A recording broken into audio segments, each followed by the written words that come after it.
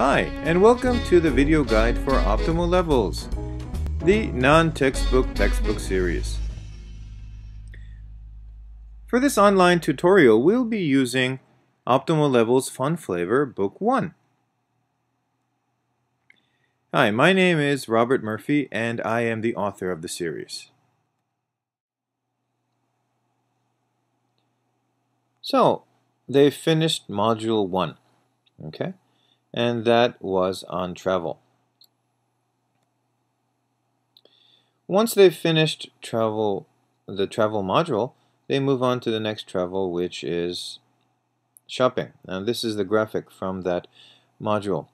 Now, the study framework is exactly the same. Okay, they go through the exact same steps. So from the teacher's point of view, some teachers may worry, well, wouldn't it get boring for the students?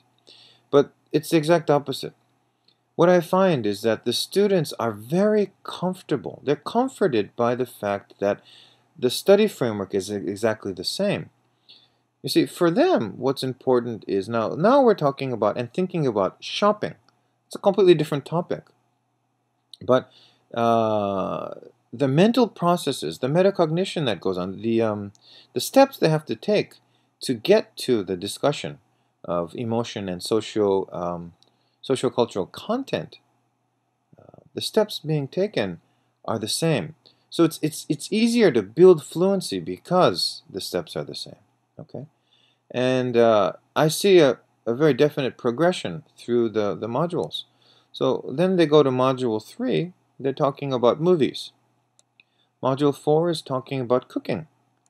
Module 5 is talking about games. And finally, Module 6 is talking about driving around. Okay, it could be about cars. It could be an extension of traveling. Okay, like going in a big full circle, I should say, going back to Module 1. What I've noticed is that students seem to have more pride and a stronger command in their voice when they're discussing the topics once they get to Module 4, 5, and 6. They're used to adding emotional content to the discussion. They're used to adding socio-cultural concepts, okay, and meshing that with their emotions. And it really takes their confidence and their English usage to a much higher, much more sophisticated level. Okay, and I think this really happens because the framework is the same through all 6 modules. I think that's what really helps them become more confident. Okay, and so at the end we have the self-assessment sheet post. Okay, it's the exact same sheet that we did earlier in the book, and this time I have the students again, go through, and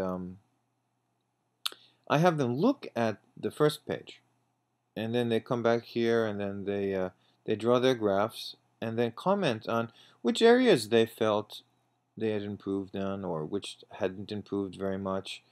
Which areas they still want to work on, which areas they enjoyed. Okay. Now, I find it very interesting to compare this post sheet with the pre-sheet, but the students also get a kick out of writing this up and thinking about how they have changed over the course of the textbook usage.